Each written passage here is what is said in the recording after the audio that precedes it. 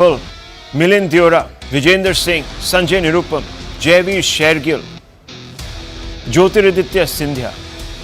And now, in yet another massive jolt to the Congress, their prime-time face and most public-facing office bearer, Gourav Vallabh, has quit the grand old party. Now, in all honesty, ahead of elections, party members do switch over in search of greener pastures. We've seen this. There's even a steady flow of leaders that come into the BJP, leave the BJP, they take tickets in other political parties and they contest as de facto rebels. But viewers, in the recent past, when some have deserted the Congress, it has even been asked if they were doing so because they were compelled to do so to escape action from belligerent investigative agencies like the ED or the CBI. That they have joined the BJP because the BJP is a de facto alleged washing machine where the moment you join, the ED action stops, the CBI action stops, you can live a life in peace. But when leaders who have no ostensible compulsions other than preserving their dignity or because the party is straying from its commitment, then one has to pay attention to the reasons. Vallabh's critic of the Congress is scathing and raises troubling questions about its own stated commitment to inclusiveness. Viewers, let me read to you what Gourav Vallabh wrote today when he submitted his resignation to party president Mr. Kharge. I'll take the soundbite in just 20 seconds, but let me just read to you, viewers, because these are words that he has penned. And when you write, you often still your thoughts and you methodically construct your opinion. So let me quote him. He said, I posted a letter in the morning on various social media platforms. In that letter, I wrote all the pains of my heart. This has been my view from the beginning, that the temple of Lord Sri Ram in Ayodhya should be built. An invitation was received and Congress rejected the invitation. I cannot accept it. The leaders of the alliance raised questions on Sanatana Dharma. Why was Congress not responding to it? He's obviously referring, viewers, in this context to the DMK. He goes on to say, I joined BJP today and hope to use my ability and knowledge to take India forward. I do not feel comfortable with the directionless way in which the Congress party is moving forward today. I can neither raise anti-Sanatana slogans nor abuse the wealth creators of the country. Obviously, he's referring, viewers, to Adani and Ambani that are regularly targeted by the Congress brass, including Rahul Gandhi. He goes on to then say, it is for all these reasons I am resigning from all posts and primary membership of the Congress party, unquote. Listen in now to Gourav Vallabh. Gaurav, you've joined BJP today and your tenure or time with the Congress party was more than a decade. What led you to take this decision? Because you've been very critical of Bharatiya Janata Party. See, I had written one letter to Congress President Shri Mallikarjun Kharge Sahab. In that letter, I had highlighted broadly 3 points. Number one, when leaders of Congress party and leaders of the alliance are abusing Sanatan, and at that time Congress party is silent, then it is not silent acceptance of the issue. Then what is that? I can't tolerate that. I can't appear on television and justify those remarks. I condemn them. I condemn them in totality. That statements are not acceptable at all. The Congress has, of course, come out with a formulaic response. Listen in, viewers.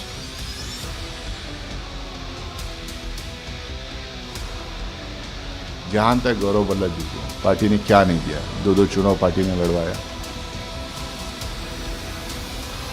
सारे मौका उनको दिए, उसके बावजूद अगर किसी को लगता है कि जो लोग भारतीय जनता पार्टी में उनको ज़्यादा उनकी बेहतर हालत होगी, उनको ज़्यादा मौके मिलेंगे, तो उनके लिए हम कुछ नहीं कर सकते. अब कुछ तो बोलना पड़ेगा उनको जाने के लिए, तो हो जाए. But it won't be easy for the party to dismiss Vallabh's central grouse that the Congress is anti-Hindu in its ideological orientation. He's saying it, viewers, and he has resigned on the back of it. It won't be easy because the Congress party's actions give it away, and a record in black and white is difficult to brush aside. Now, here are some hard facts, and I always bring you these hard facts, viewers, so that you can separate the wheat from the chaff, so that you are armed with facts that can help you construct an argument that is effective when you want to share insights with others, in your friend circles, for example. Now, here are these hard facts that underline Vallabh's claims.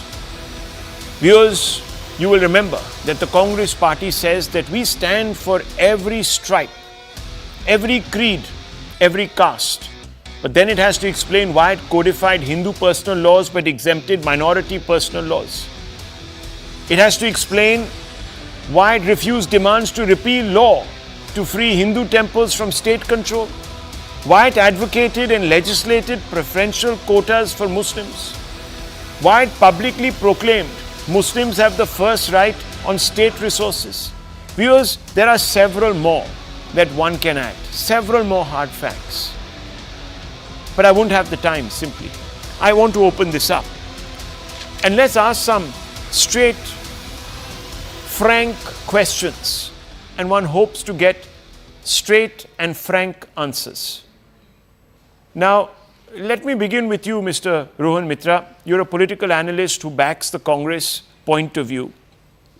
I want to ask you, Mr. Vallabh gets up and says that, look, I'm quitting. I am not going to be party to people who attack the Sanatan, who have a problem attending the consecration ceremony or the inauguration of the Ram Mandir, and who can't bring themselves, though they proclaim that they are inclusive, can't bring themselves to even pull up or take a position against their allies who are hate-mongering against the Hindu community. What has he said wrong? Number one. Number two, he has no ED pressure, no CBI breathing down his neck to suddenly up stakes and quit. It's not as if he's being made a minister or he's even given a ticket. So I want to ask you, will you still categorize Vallabh's statements as rhetoric, or will you accept that yes, there is some reality here and one must hear these people? And he's not alone, of course. There was Kapil Sibal before him, different reasons. There was Milind Deora, Vijender Singh, Sanjay Nirupam, Jaiveer Shergill. The list is long, and you know what I mean. Good evening, Rahul. Today is a sad day, no doubt, that Mr. Vallabh leaving the Congress party is because let's accept the fact that Mr. Vallabh has been a fierce critic of this Modi regime in the last 10 years, and he's been on the TV studios more than on the streets, and he's been known as a very good speaker. There's no doubt about it. But you have to understand a couple of things here. Mr. Vallabh has been given the ticket from the Congress party twice. He's approaching 50 years of age. So the man needs to move on because he's a career politician. He's a career politician who's looking to move to the parliament, who wants to be seen in the Lok Sabha, who wants to be in the Rajya Sabha, because he's plateaued out as a spokesperson. This is what I feel. For him to say what he said today, this is the most easiest thing to say today. Because Mr. Vallabh, for that matter, he was part of this inner core group when Mr. Mallikarjun Kharge became the Congress president. He was part of the Congress office. He was doing all the communications for Mr. Mallikarjun Kharge. For him to say that all this time he was unhappy, because the Congress did not go to the Ram temple inauguration. For him to say that, the allies who were criticizing the Sanatan Dharma, Mr. Vallabh was part of the alliance when DMK was part of the alliance in 2019 as well, when he was a candidate.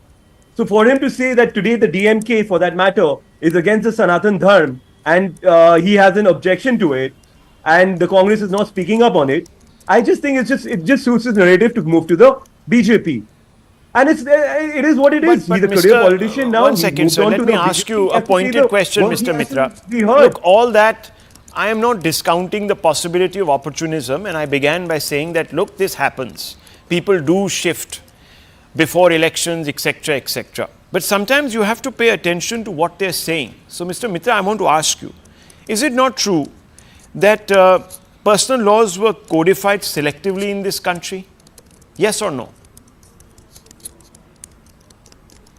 Go on. I'm listening to you. I mean, I'll answer you in the whole picture. Let me just... My first one. Yeah. Yes or no? If you're saying it, I mean, I don't have the facts on me. If you don't have the facts? Yes, I'll believe you.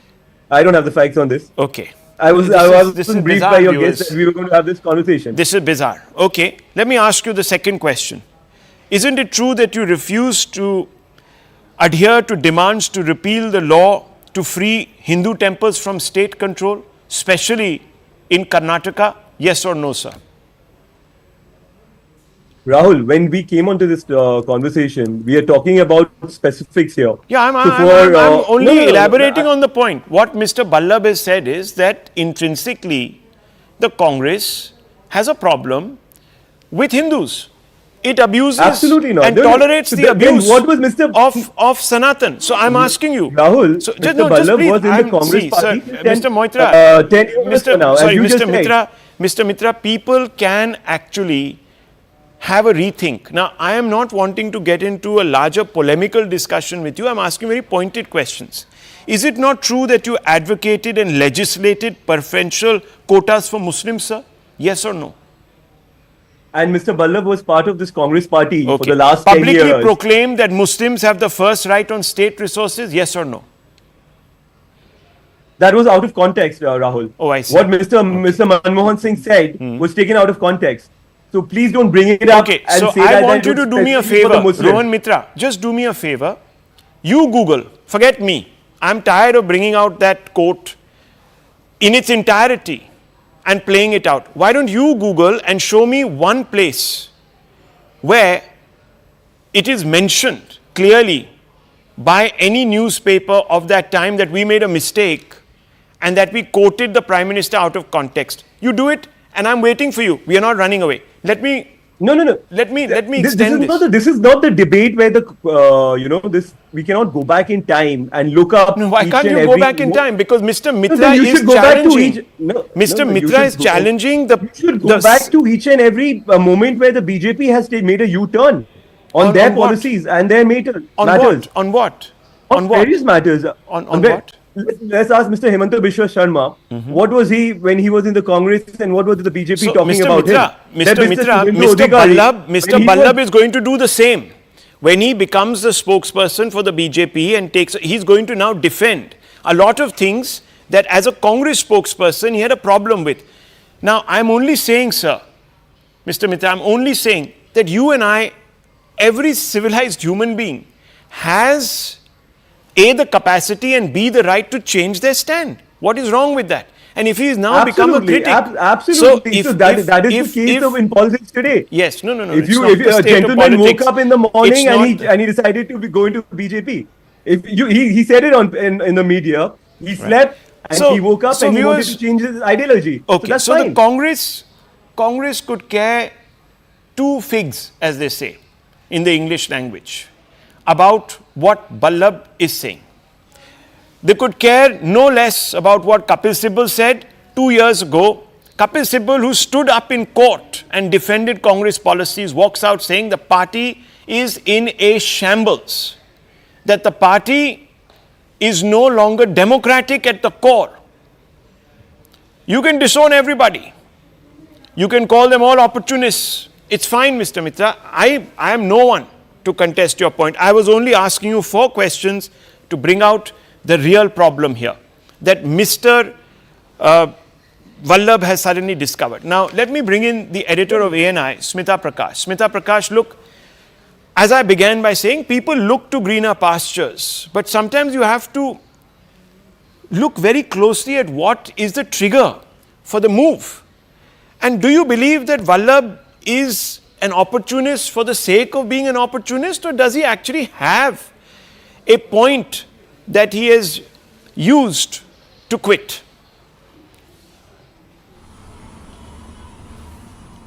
One, I think opportunist is not a negative term in my lexicon. I don't think there's anything wrong in opportunism in politics. As far as people quitting the Congress is concerned, Rahul, when you talk about Kapil Sibal or you talk about any of these people who walked out at some point of time or were frustrated, they're individual politicians. But when it comes to spokespersons, these guys, they go on TV channels day after day and have to defend the party, sometimes on ridiculous comments made by somebody, on decisions which were awkward, absurd, and they have to swallow their ego. They take abuse from rival parties. They literally have to put their reputation on line every single day when they come on TV channels.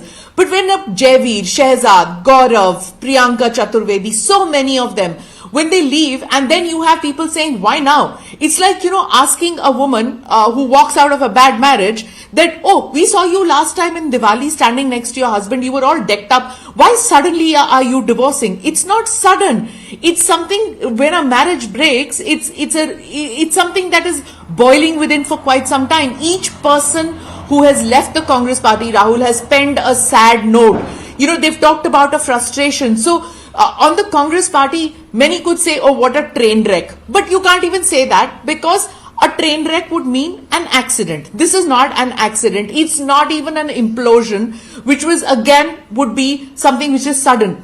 It's self-inflicted decay of leadership and of ideas. And it's because of that you have a situation where Sonia Gandhi is not leading. She's left it to Rahul Gandhi, who doesn't want to lead. And so, if we were to use a floral metaphor in the spring season, it's like he's sitting about and chopping branches which have fruit and flower, which are laden with fruit and flower, which is young people who are energized, who want to do something and get frustrated. Like even say, an Anil Antony in Kerala, how long are you supposed to wait? Or a J.V. Shergill in Punjab. You just keep waiting, and now a month before election you're seeing this exodus because they are bereft of ideas. So, one just feels that a Congress party which should have led the India Alliance, because it's the largest party with a pan-India presence in the opposition, is not even able to hold on to its own ranks. It's quite a pathetic affair that they don't even they don't even try to put up a fight. Forget about being responsible for the junior workers who are leaving. Just a bankruptcy of ideas and forget about people who've quit and might be looking at greener pastures. There is a man called Revanth Reddy, the chief minister of one of the states that the Congress just won, and he stood up standing next to Mr. Modi, and he said, and I quote, that if Telangana is to develop, it has to follow the Gujarat model. The same Gujarat model that I remember Gourav Vallabh at one time castigating. And of course, Rahul Gandhi regularly castigates. So, Revanth Reddy hasn't crossed the floor.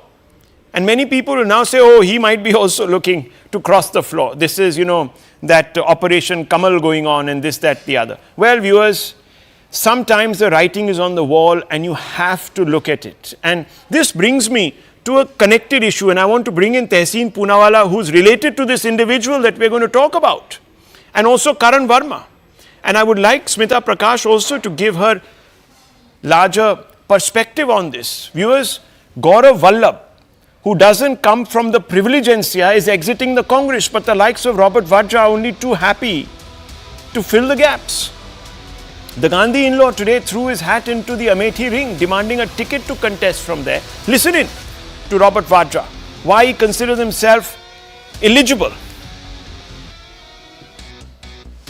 मुझे लग रहा है कि वो चाहते हैं कि गांधी परिवार का कोई भी सदस्य वापस आए, वहाँ वो भारी बहुमत से जिताएंगे, यहाँ तक कि वो मेरे से भी प्रेरणा करते हैं और आशा करते हैं कि मैं वहाँ अपना पहला कदम अगर राजनीति में रखता हूँ और सांसद बनने की सोचता हूँ तो मैं अमेठी को ही रिप्रेजेंट करूँ, क्योंकि मैंने 99 से अपनी जो प्रचार प्रियंका के साथ शुरू किया वो अमेठी में ही था. His decision to claim Amethi for himself and the High Command's reported openness to the idea suggests two things. First, Rahul Gandhi has pretty much decided to forego contesting from Amethi. Second, that a hefty surname is qualification enough in the Congress that presumably looks upon Amethi as a fief reserved for members of the Gandhi Parivar. And let me bring in a member of Robert Vadra's Parivar, Tehseen Poonawalla. Now, Tehseen Poonawalla, look, Mr. Mitra ji here, who we just brought on to the show, said that, Gourav Vallabh had hit a glass ceiling in the Congress, so he left, and, there was really nothing much more we could do for him. And here you have somebody who is going to break the glass ceiling. He hasn't spent one day in the Congress organization like Gourav Vallabh has, or Shehzad Poonawalla had, or Mr. Sibbal had, or the great Dioras had for 50, 60 years, or the Chavans had, even though they came from the privilegencia within the Congress ecosystem. But Robert Vadra thinks that he should get the ticket from Amethi. Tehseen Poonawalla, why can't you get the ticket? Or Sanjay Jha, for example, who speaks so passionately about the Congress and its great, as you know, its great democratic credentials. Why couldn't he get it? Or why couldn't your brother Shehzad Poonawalla get that ticket? Can't hear you, Tehseen Poonawalla. Yeah, please. For starters, Shehzad can't get it because he's a BJP national spokesperson. So obviously he can't. I talked about when he was there. Anyhow. But he should. But congratulations to Smitaji, one more exclusive ANI bite. That was on ANI and it was trending. So ANI is breaking the news. So congratulations, Smitaji. But let me just come on. I actually think it's quite a good idea. I don't know why you're looking at it from a different lens, Rahul. Now, let me give my perspective. Just yesterday, I was privileged to be on your show, and a couple of days prior to that, and you, Rahul, cornered me and you said, look, Amethi is such an important constituency. Why are the Gandhis or people close to the Gandhis abandoning it? Now, if somebody from the family is proposing, he's not a decision maker, it shows the Congress is democratic. He's one of the applicants, and I told you that there are many applicants for Amethi. The poor guy is applying for something. I think that's good. That shows there's democracy in the party. That shows that, like every ordinary worker, he too is hoping for a chance, and the party high command will take a decision, which includes Kharge ji. So I think it's good, and that also answers Rahul's very pertinent question: why somebody from the Gandhi is running away. So there is all the boxes are being ticked. Instead of congratulating, you're counter-questioning. I'm okay. Surprised. Tehseen Poonawalla, I think you have got the entire thing completely confused. I was very specific. I said, no, 1 second. I said, why isn't Rahul Gandhi or his sister Priyanka contesting from Raebareli? At least she has gone there and spent time and been the manager of her mother's campaign. So she could at least be a shoo-in. And what is wrong in saying to Rahul Gandhi, please go back to your Karma Bhumi, don't run away to Wayanad? I mean, one would think that Rahul Gandhi, to prove a point to the BJP that their politics is useless, would defeat them. Like one of the brave Mahabharat Pandavas in their own Gad, in Kurukshetra of Indian politics, which is Uttar Pradesh. What is wrong in asking for that?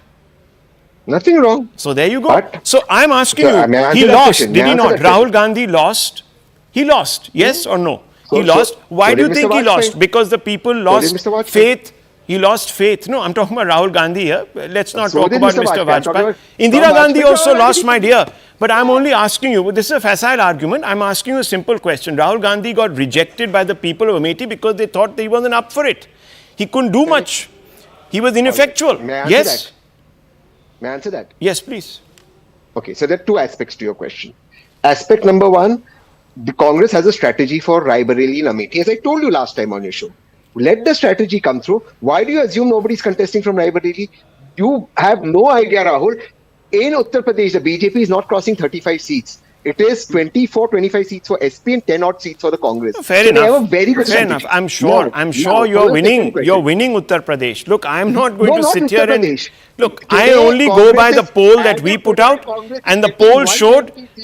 Okay. BJP 160. Okay, Tehseen Poonawalla, you were there when News 18 put out its own poll, and that poll showed us something that seemed to suggest that yes, that's fine. It's fine. It's okay. Okay, one more thing. But the question that is not being answered: if Rahul Gandhi is not qualified enough, having won that seat twice over.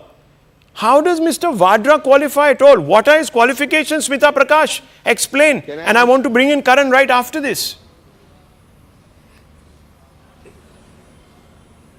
I'm so sorry to butt in, Karan, but I just have to come in. Thank you so much for having me on this show, Rahul, where we are discussing about Amethi, and a Gandhi family in-law wants to stand there while you have a Vadra family in-law on the panel. So it's a very interesting situation that is there on this panel right now. But like they say, you live in interesting times. But it's not just Robert saying that he wants to stand for election from Amethi. The interesting thing is that he's saying that he has been approached by some other parties who are saying, what is the delay in you standing from Amethi? So I don't know, it seems that, and he's saying that other parties are willing to back me, is what he has said. So is he trying to send a message to the Congress party that if you don't put me as a candidate in Amethi, I could stand from some other party? In that case, which are the political parties which have reached out to him? Is it the Samajwadi Party, or then who knows, it could be the BJP, right? They took Menaka Gandhi in at one point of time. They took Varun Gandhi in at one point of time from the Gandhi family. They had to thumb their nose at Sonia Gandhi. So now are they going to bring in Damadji into their party, Maybe the BJP? If they could with bring the way this things are boxer going, Vijendra, who suddenly Smita overnight Prakash, has this epiphany, he could be. Well, with the way things are going for the AAP that is sort of almost bereft, denuded, they might be actually the ones who might have approached him. Who knows? The Mango people, as he once called the Aam Aadmi Party. Again, it was a bite that put out by ANI, which made the news, if you remember. But Karan Verma, let's just bring you into this. What does this show? The Congress culture, Vallabh goes, someone who was trying to stand on his own 2 feet, and now you have this privileged set that wants to stake claim. What's going on? Our friend, Mr. Rohan Mitra, he just said, Gourav Vallabh had contested in 2 elections and he was already 50 years old. So it was time for him to move on. By that argument, Mr. Rahul Gandhi is well over 50. He's lost 42 out of the last 57 elections, lost in Amethi. So should he also move on? The answer from him would be no, because he's entitled. He's a dynast. So, nothing can be more clearer than this, that there are certain individuals who are given privileges. And look at the statement of Robert Vadra. Gandhi परिवार का ही एक कोई सदस्य चाहिए अमेठी को. अरे भाई, who are you to decide कि गांधी परिवार का हिस्सा चाहिए? Why was Smriti Irani elected the last time? They feel that, they can stake claim to Amethi. Amethi is not something you can stake claim to. Look at Smriti Irani in contrast. She's become a voter there. She has served the people of Amethi. They did not even have a proper medical college till Rahul Gandhi was there.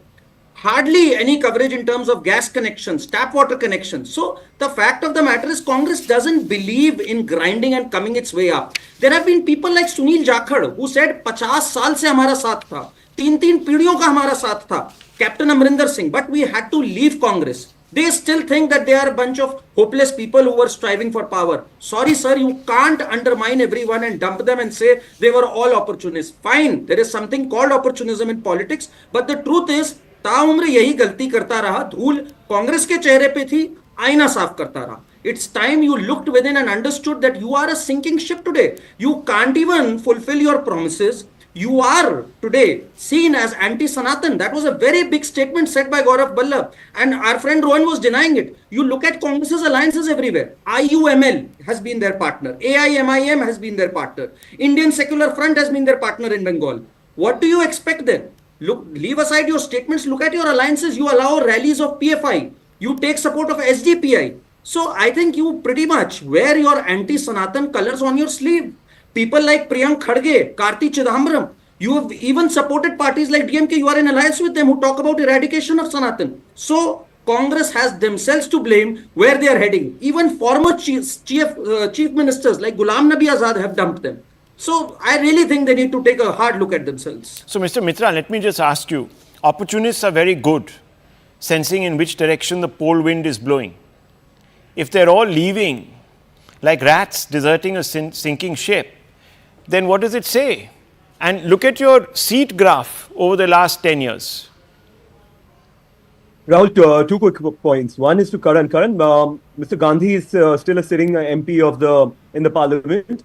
So he won from Wayanad. So for him to leave the party. That's a different. He resigned as the party president when the Congress lost in 2019. Coming back to your question, Rahul, let's put it out here. In a democracy, one party wins, one party loses. It's just the way it is. Even in the UK, we are seeing that the Labour Party is going to come to power. Okay. Does that mean that the Tories are going to stop contesting elections?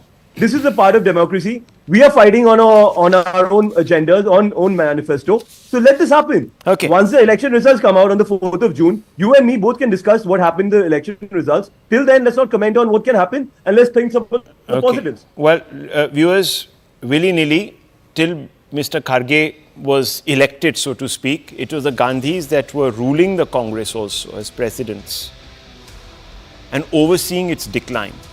They're still around, viewers, very much in the contest, and could be, if the Congress wins, as Tehseen Poonawalla is saying, prime ministerial candidates also.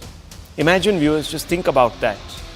Any CEO that has a run unquestioned for so long. Anyhow, viewers, we are coming back because is the Wayanad win assured for Rahul Gandhi? Is it a safe seat? That's the big question, and it's looking a bit dicey, and we'll tell you why.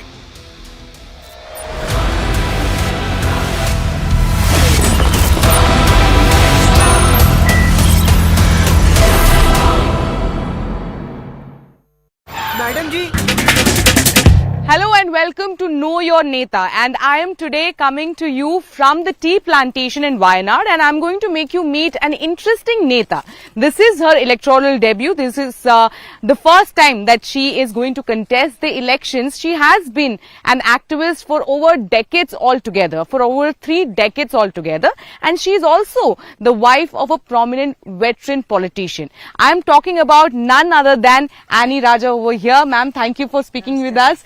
Beautiful, beautiful scenery that you are in here. I want to ask starting by asking that why Wayanad? Why did you choose Wayanad to be your first electoral place to contest election? You see, for all these years, my party, the Communist Party of India, CPI, has given me other organizational work. And now the party and the left front asked me to contest election, and they have decided, it is not my selection, but by the party's decision and the LDF's decision to contest from here. So that's why I am here. So you have always been an activist all through your life. How did you think that I should now enter into the electoral fray? I should be a politician now.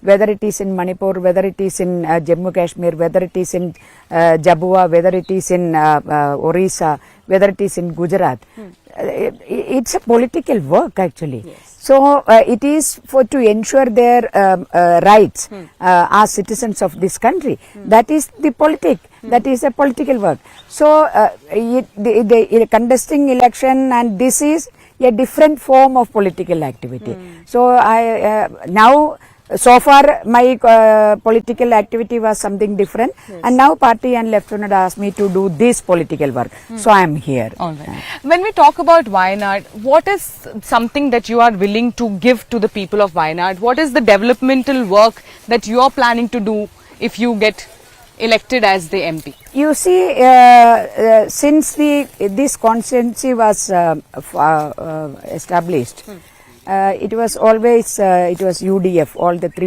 last three times, and unfortunately for the people of this constituency, the representatives never bothered about the development of this constituency, and the issues. When I am here for more than a month now, in the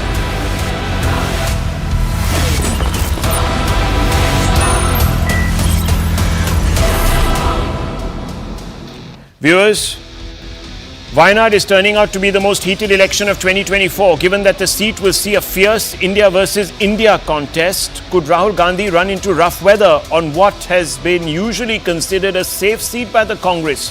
Priorities reveal a lot about a person, and it is therefore important to pay attention to them. Rahul Gandhi has made his priorities clear by declaring his unequivocal loyalty to Kerala's Wayanad. In 2019, the voters of Wayanad, after all, saved the Congress science reputation when he was handed an ego-pulverizing drubbing by Betnua, BJP's Smriti Irani. in his family bastion of Amethi. But despite the margin of victory, make no mistake, there's another very important reason for Rahul Gandhi to make his preference from Wayanad clear from the very start. Gandhi is facing a stiff challenge in the seat. First reports emerging from Wayanad suggest that voters are now getting over the novelty of being associated with a political celebrity. The people of Wayanad don't just want to be surrogates, that is, they don't want to be the temporary custodians or preservers of Rahul Gandhi's political fortunes. They are seeking instead a long-term engagement with preferably a local who has as much to gain from Wayanad's success as they do. If Rahul has decided to ride two horses, Wayanad's voters would have concluded that he wasn't fully committed to them. The issue of Rahul's commitment has come up after man-animal conflicts in Wayanad involving stray elephants ended in the loss of lives. The people of Wayanad have remarked that had Rahul been more committed presence, such incidents wouldn't have happened. Sensing this new expectation among Wayanad's voters, both the BJP and the left have fielded the strongest possible candidates. The CPI, which is a splinter of the CPIM, has fielded national level leader and the party's national executive member Annie Raja. Annie Raja has wasted no time in going after Rahul. She has been harping on the incumbent's absence in her campaign. Her appeal to the voters, especially women, is, and I quote, "Kindly give me a chance to stand with you," unquote. Annie Raja, who is already well into her campaign, has been quoted as saying that people across Wayanad were asking, quote, "Will you be here after the election? Will you come and see us?" I ask why they are asking this question, and they reply, "Elephants have visited Wayanad many times, our MP not even half as often," unquote. Initial reports show that Raja's message is having resonance amongst voters. Though in 2019 Rahul had won with a margin of more than 4.3 lakh votes, a record in Kerala, the Congress had held only 3 assembly seats and its ally, the Indian Muslim League, had won. The LDF, on the other hand, had the other 3 seats. In 2021 assembly elections, the split among assembly seats remained the same, though some of these seats changed hands. If we look at the seats, Mananthavadi, the LDF held a seat in both 2016 and 2021. The LDF held Kalpeta in 2016. It changed hands in 2021 and went to the Congress. Congress held Sultan Bathri in both 2016 and 2021. LDF retained Thiruvambadi in both elections. LDF retained Nilambur in both elections. The Congress retained Vandoor in both elections, while the IUML held Ernad in both elections. What this shows is that the LDF is a contender. It is not a spent force at all. And with Annie Raja at the helm, it could be expected to do much better. The BJP, on the other hand, though a distant third in 2019 contest, has also signalled its intent by fielding State Party President K. Surendran. This suggests 2 things. The BJP is mighty serious about emerging as a genuine alternative to the 2 dominant players, the Congress and the left, in state politics. Second, that the party thinks it has a chance now that Congress Party's India bloc ally, the CPI, has fielded a strong candidate from the seat. The BJP is hoping to take advantage of the split in secular votes. Both left and BJP are firing at will against Rahul. Listen in viewers. Top leaders filed his nomination from Wayanad, but what was noticeable was that their party flag was not there. Why did the Congress flag become untouchable for party workers? This is the first program related to the election. It's his first time visiting Wayanad after announcing his candidature. Why was there no enthusiasm to display its flag? Why are they taking a stand for Muslim League's votes but not their flags? How did Congress stoop so low that it hid its flag to hide the Muslim League flag from the world? Viewers, Smriti Irani also focused on this. Hiding IUML flag shows Rahul is spooked. Fears anger in North over IUML support. Listen in, viewers. मेरा ये मानना है कि कल Congress party के नामांकन rally में मुस्लिम league के फ्लैग्स को छुपाना इस बात का संकेत है कि या तो राहुल गांधी मुस्लिम लीग के समर्थन से शर्मसार हैं, या फिर जब वो उत्तर भारत में आएंगे और मंदिर मंदिर जाएंगे तब लोगों से उत्तर भारत में मुस्लिम लीग के साथ उनके गठबंधन को छुपा पाएंगे। मैं केरला आकर और विशेषतः वायनाड आकर देखकर ये स्तब्ध हो गई हूँ, आश्चर्यचकित हूँ कि पीएफआई जैसी आतंकवादी संगठन के बैन के बावजूद पीएफआई के पॉलिटिकल लीडरशिप से राहुल गांधी समर्थन अपने चुनाव के लिए ले रहे हैं? Let's open this up, viewers. Let me ask the National General Secretary of the Muslim Youth League and member of the IUML, Mr. Faisal Babu, a straightforward question. Mr. Babu, I always ask the straightforward questions. You know this, Mr. Babu. We have had many interactions in the past. Number one, should the Congress come out and immediately reject? Faisal Babu, can you hear me? Do we have him? Okay. Let me bring in Tehseen Poonawalla. Tehseen Poonawalla, I'll ask you this. Should the Congress party come out and reject out of hand the support it is getting from SDPI or the offer of support? At least tell the voters that, look, we are not going to fall back on these individuals who have been designated. I'm not designating them. The High Court of Kerala has designated them as extremists, hate-mongering, communalists. They've already done that. The leader of opposition in the Congress in the Kerala Assembly has already done that. Made it absolutely categorically clear the Congress does not want the support of the SDPI. Okay. But let me ask. No, one second. Just stop there. Stop there. I haven't heard Rahul Gandhi. He went for the first time to Wayanad. He never said so. The offer of support came when he landed in Wayanad. Number one. Number two. True. Should the Congress not demand unambiguously a ban on the SDPI like it was demanding in Karnataka? Simple questions. I was going to ask them of Faisal Babu, who is back with us.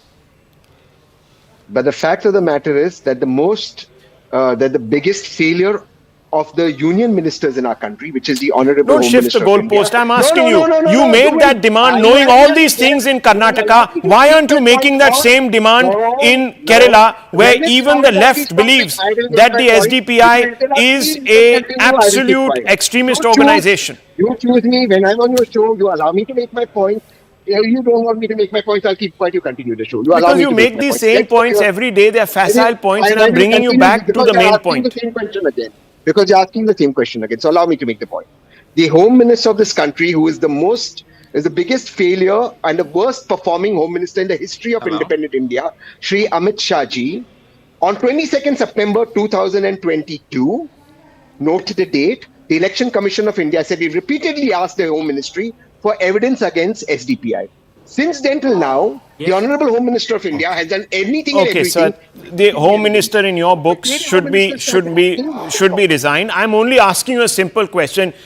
All this might be true. It is true. Chalo, conceded. Why did the Congress still make that demand in Karnataka, and why is it not making the demand here in Kerala?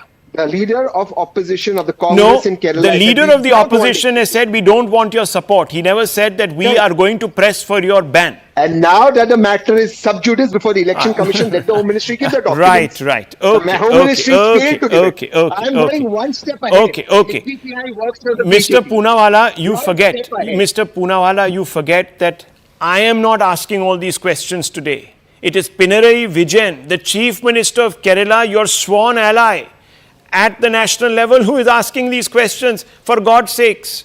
1 minute, Faisal Babu, let me ask you a question. Faisal Babu, as a member of the IUML, and CR Keswan is listening in very closely also, as a member of the IUML, do you believe that the SDPI is an organization that should be banned? Hello? Yes, sir. Should the SDPI be banned, sir? Faisal Babu, can you hear me? Rahulji, it is not our duty whether any political party should be banned or not. Okay. We have a strong central government. We have strong agencies. As they claimed, each and every thing they are analyzing very minute level. So is there any political party to be banned? Definitely the current central government, they will do that.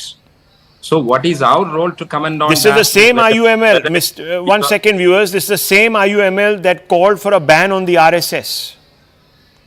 But they have a problem calling for a ban on SDPI, and what they say, it is not our job to call for bans. This is the same Congress IUML that welcomed. No, 1 second. 1 second, sir. I'm asking you, Faisal Babu, since you welcomed the ban on the PFI, What is the problem today coming out and saying that we also demand that there should be a ban on the SDPI?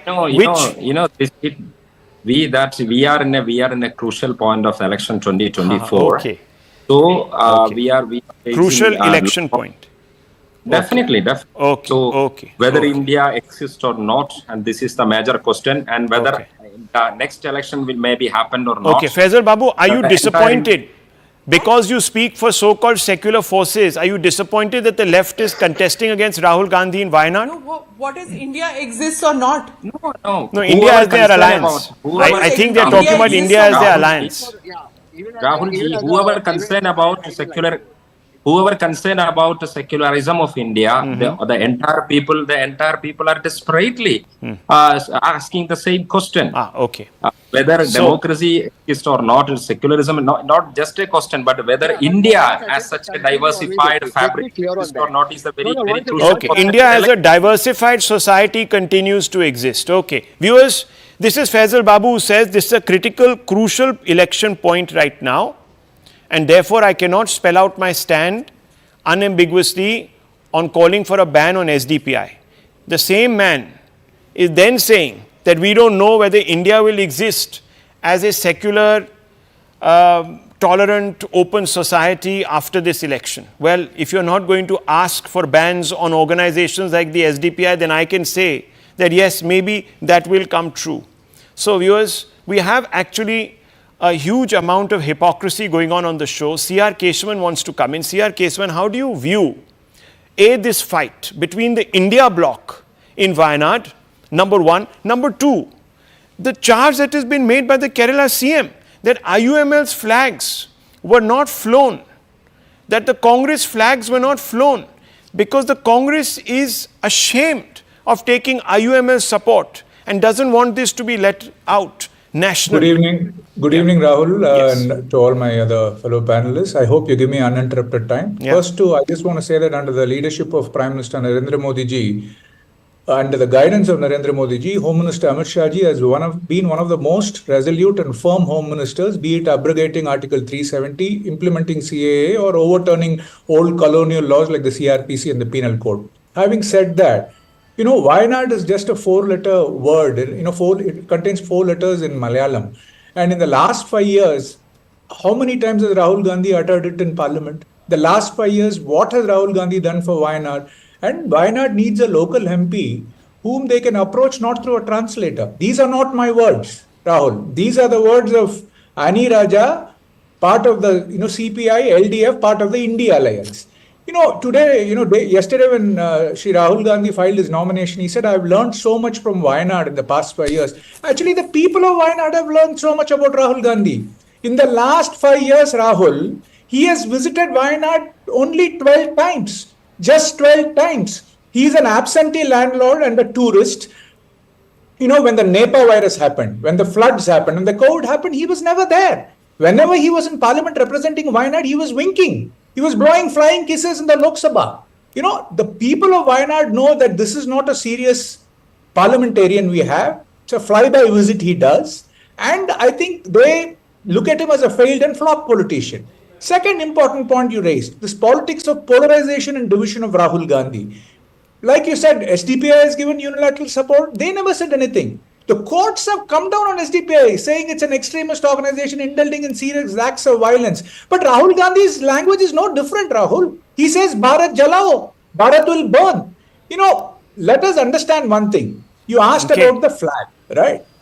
He doesn't want to show the Congress flag because showing the tricolor is a problem for his politics of appeasement, his apocryphal secularism. He can't show the IUML flag because in North India, that's a problem when he goes. Because when he does his, religious tourism. So this is a classic case of charlatan secularism and pandering and appeasement. Let me say this, Rahul. Wayanad of 2024 is the Amethi of 2019. And mark my words, Rahul Gandhi will find another backup seat because he knows he's going to lose Wayanad. He'll find another seat to contest. Smita Prakash, let me ask you this. It does come across as a little hypocritical that the two players here, the Congress spokesperson as well as Faisal Babuji of the IUML, they have no compunctions about asking for a ban on the RSS.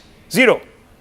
And whether there is proof or no proof, or whether there is this or that, no. We will demand a ban on the RSS, but they have a problem asking for a ban on the SDPI that not Rahul Shivshankar, but the Kerala Chief Minister, that constitutional authorities, the courts, the high courts, their justices define as a communal organization. The other half, the Janus face of the PFI. What do you make of this? Yeah, I think it is quite clear what Faisal Babu said, that it is because of election, that's why they cannot make a statement. And that's true of many of the non-BJP parties. They will not make this kind of a statement today in South India because of fear of retaliation from the organization that you were talking about. About the Congress not having its flag, I think Keshavan sir is, I think, extending it a little more by saying that Rahul is ashamed of his flag. I don't think that is the case. It happened because, you see, 4 lakh votes that Rahul won last time, which I don't know, 4.2 or something, whatever. It was a lot of the legwork was because of the UDF. And if they had not done that, Rahul wouldn't have won with such a large margin. And their flag could be misinterpreted in North India as a Pakistani flag. So then you tell your partner that you cannot have your flag. So I'm sure at the background it was like, agar hum apna flag nahi dal sakte, you also can't put your flag. So this flag fight resulted in nobody's flag coming on. But that just shows the paucity of imagination and the paucity of trust between these members. And as far as India, with the kind of India which we knew, which was secular, will not exist, I'm sorry, but the pluralistic India has existed regardless of the wars we have fought, regardless of the emergency which took away our fundamental rights. India still existed. So this lamentation and chest beating about India will not exist the way we knew it, I don't believe that, and I don't think any politician worth his salt should ever have that kind of fear-mongering when he talks or she talks to the electorate. Mr. Babu, let me come back to you. Why is Kerala Chief Minister, who is an India bloc partner, as you know, why is he saying that Rahul Gandhi is ashamed of flying the flag of the IUML? And what is your response to him? It's a very political statement, nothing more. And we see that, this election, we see that to save the dignity of Indian national flag, not in terms of IUML flag or not in terms of Congress flag. The entire the national official flag is going to be scrapped. No. What do you mean it's a political statement, Mr. Babu? Please explain, because he's saying very clearly, are you saying that the left today is playing communal politics? Is that what you're saying? Rahulji, it is most unpopular government is going in Kerala. They have no any people policies. They have no any welfare policies. Even now, they are struggling to provide salaries, pensions, and everything. So they have no any kind of ideas to show this election 2024. So they are utilizing. But can I ask you, why Faisal Babu was not either your flag? I mean, in the last election in 2019, your flag flew and the Congress party's flag flew. Why was it not there this time? Rahulji, this 2024 election, IUML flag is not a topic. Congress flag is not a topic. The flag of India itself is a topic. I don't see that either. I'm seeing some balloons. Balloons can be punctured. You are a mainstream media. You please focus the core idea of the election. Whether they use the ribbon is used or not, the flag is used or not, or badge is used or not. It is not a topic to be discussed on the floor of a national channel like viewers, I am not the one who is making this an issue. No less than a constitutional authority is making this an issue, and he is the Chief Minister of Kerala, who is part and parcel of the India Alliance. This doesn't look good. And if he believes that there is a party like the IUML that he claims is a liability for the Congress in the north, he must be saying it because he realizes something about the IUML. As you know, the Kerala context is extremely different. Definitely India there and CPM is there in the part of alliance. But in Kerala, here, please listen me. Here we are contesting as UDF and as LDF. Definitely, and every alliance, they will utilize the entire tools as the weapon. Fair enough. I understand. This is a free-for-all. It's politics, and there's nothing more. Okay, but Faisal Babu, let us not run away from the fact. Sometimes it is people from within who actually expose the fault lines and the truth. Now, I am not standing in judgment here saying whether the Kerala Chief Minister is lying or is being honest or being truthful, but he certainly has exposed some sort of a hypocrisy here. It's up to the voters, of course, to consider it or reject it. I leave it at this, viewers.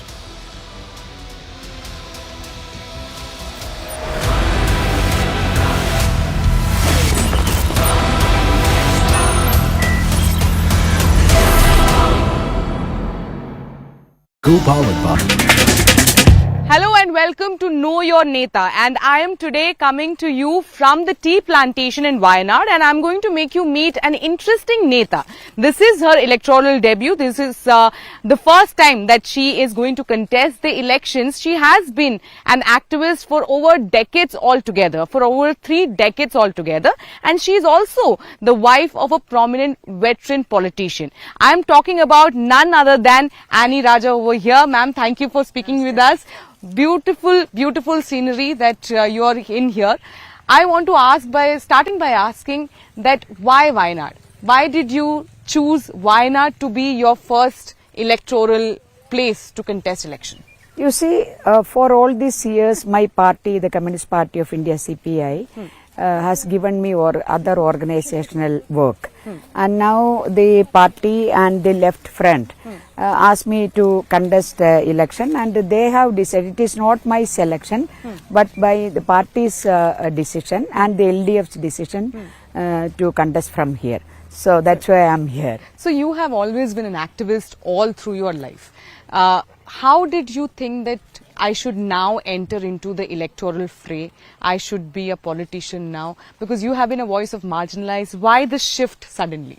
No, it's not a shift actually. You see, when I raise voice or I stand with the people, whether it is in Manipur, whether it is in Jammu Kashmir, whether it is in Jabua, whether it is in Orissa, whether it is in Gujarat, it's a political work actually. Yes. So it is to ensure their rights as citizens of this country. That is the politic. That is a political work. So the contesting election, and this is a different form of political activity. So I now, so far my political activity was something different, and now party and left front asked me to do this political work. So I am here. All right. When we talk about Wayanad, what is something that you are willing to give to the people of Wayanad? What is the developmental work that you are planning to do if you get elected as the MP? You see, since this constituency was established, it was always it was UDF all the last three times, and unfortunately for the people of this constituency, the representatives never bothered about the development of this constituency, and the issues. When I am here for more than a month now,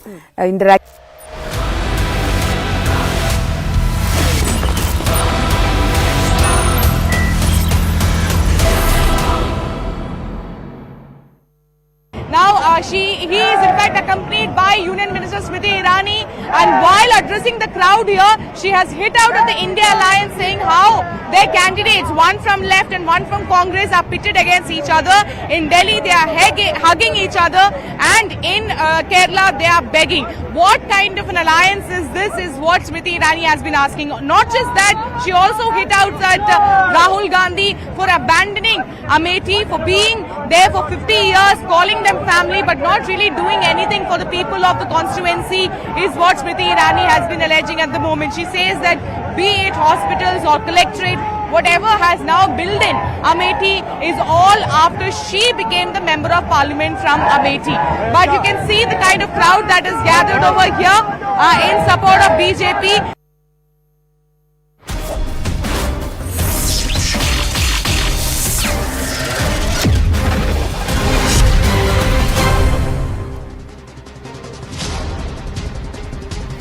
Namaste, Jai Hind, and welcome to this edition of The Right Stand. I'm Anand Narsimhan. In the fiscal year of 23-24, the construction of national highways is extended to approximately 12,300 kilometers, averaging about 34 kilometers per day. This achievement marks the second highest rate of national highway construction in the nation's history.